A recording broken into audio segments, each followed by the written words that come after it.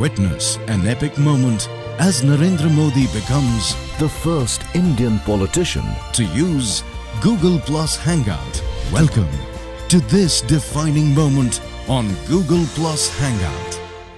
Hi Ajay, thank you for giving me an opportunity to speak to Modi ji live right now. Namaste Modi ji. Namaste Parul.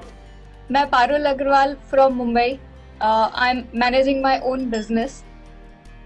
And first of all, I would really like to appreciate your efforts in managing and leading the state to such a progress that you are delivering right now.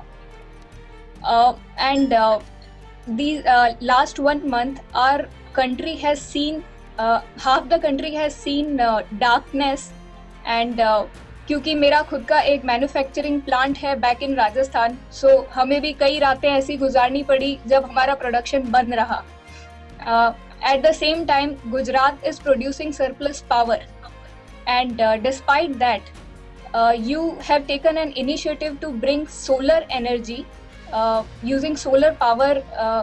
I see that as a initiative to save earth and save coal, save nuclear power to produce more energy, more electricity. Besides that, you also talked right now about rainwater harvesting. So I would like to know, are there any more measures you are taking for green initiative, and how much importance do you place on environment? बहुत ही अच्छा सवाल पूछा पारुल आपने. पूरे विश्व में global warming एक बहुत बड़ा टेंशन है, लेकिन अगर हम भारत की सोच और कल्पना को साकार करें तो हम दुनिया को ग्लोबल वार्मिंग से बचा सकते हैं. और मेरी एक किताब है कन्वीनिएंट एक्शन, इंटरनेट पर भी अवेलेबल है, आप उसको ई बुक के रूप में भी अवेलेबल है, आप उसको पढ़ सकती हैं. अल गोर ने एक किताब लिखी थी इनकन्वीनिएंट ट्रूथ, मैंने किताब लिखी है कन्वीनिएंट एक्शन, क्योंकि मैंने बताया है कि भाई इस सारी चीज़ों के रास्ते हैं. दुनिया कोई डूब जाने वाली ऐसा नहीं, इसका रास्ता खोजा जा सकता है. दूसरा, जहाँ तक बिजली का सवाल है, मैं जब 2001 में गुजरात में मुख्यमंत्री बन के आया तो मेरे मित्र वगैरह मुझे कहते थे कि मोदी जी कुछ तो करो, कम से कम शाम को डिनर के टाइम तो बिजली दो. डिनर के समय भी मेरे गुजरात में बिजली नहीं थी, लोगों को अंधेरे में खाना पड़ता था. आज मेरे यहाँ सरप्लस बिजली है और सरप्लस बिजली हम और राज्यों को देने के लिए तैयार हैं. लेकिन हम सोलार एनर्जी में इसलिए नहीं गए कि हमें बिजली का शॉर्टफॉल था. मैं ऑलरेडी 4000 मेगावाट सरप्लस था, तब मैंने सोलार एनर्जी में जाने का निर्णय किया था. और उसके पीछे मेरा कारण है, it's a article of faith. मैं मानता हूं कि हमने एनवायरमेंट फ्रेंडली एनर्जी की दिशा में जाना पड़ेगा. हमने एक्सप्लॉयटेशन ऑफ द नेचर बंद करना पड़ेगा. मिल्किंग ऑफ द नेचर ही हमें अलाउड है. इस दिशा में हमें आगे बढ़ना पड़ेगा.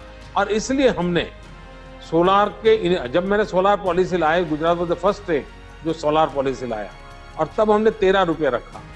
बाद में भारत सरकार सोलार पॉलिसी लाई, उन्होंने 19 रुपये रखा.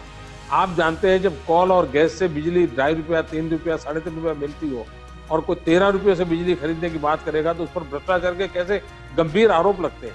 मुझ पर भी बड़े ढेर सारे आरोप लगे, लेकिन मैं नेक ईमानदारी से काम करना से मैं डिगा नहीं. मैं 13 रुपया लेकर के बाजार में गया और आज गुजरात गेम चेंजर बन गया है. अगर किसी को हिस्ट्री लिखनी होगी तो लिखना पड़ेगा, क्योंकि जो हमने 13 रुपये से बिजली लेना शुरू किया था, आज पूरे एशिया में सबसे ज़्यादा सोलार एनर्जी पैदा करने वाला राज्य गुजरात बन चुका है. और हमारा सोलार पार्क ये दुनिया का सबसे बड़ा सोलार पार्क बनने वाला है. Gujarat will be the world capital of the solar energy बनने वाला है. उस दिशा में हम काम कर रहे हैं. लेकिन उसका परिणाम ये आया है कि जो बिजली 13 रुपये में मिलती थी और कोयला वाली और गैस वाली 3 रुपये में मिलती थी, 3 वालों का दाम बढ़ते बढ़ते बढ़ते 5 की तरफ जा रहा है. और 13 वाला जो था वो कम होते होते 8 और 7 पे आ रहा है. और विद इन 2016 और 2017 मैं विजुलाइज करता हूँ कि कॉल और गैस से बनने वाली बिजली और सोलार से मिलने वाली बिजली दोनों के दाम इक्वल हो जाएंगे. आप कल्पना कर सकते हैं मानव जाति की कितनी बड़ी सेवा होगी. दूसरा, एक हमने इनिशिएटिव लिया है कैनाल सोलार पैनल का. कैनाल के ऊपर सोलार पैनल डाली हमने, ये पहली बार दुनिया में हुआ है.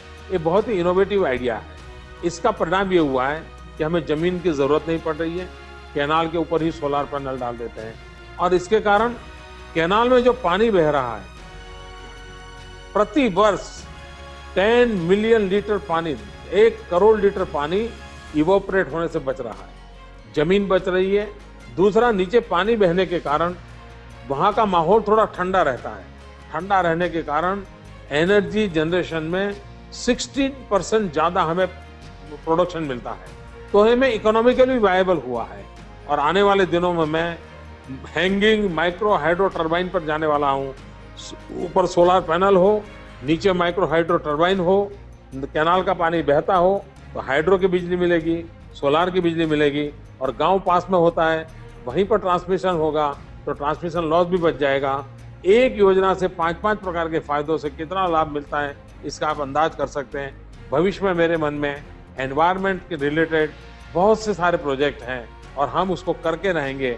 मैं समझता हूँ कि दुनिया के, गुजरात इज ओनली स्टेट, पूरे विश्व में देयर आर 4 गवर्नमेंट जिनका क्लाइमेट चेंज डिपार्टमेंट है। इन 4 सरकारों में एक गुजरात की सरकार है जिसका अपना क्लाइमेट चेंज डिपार्टमेंट है।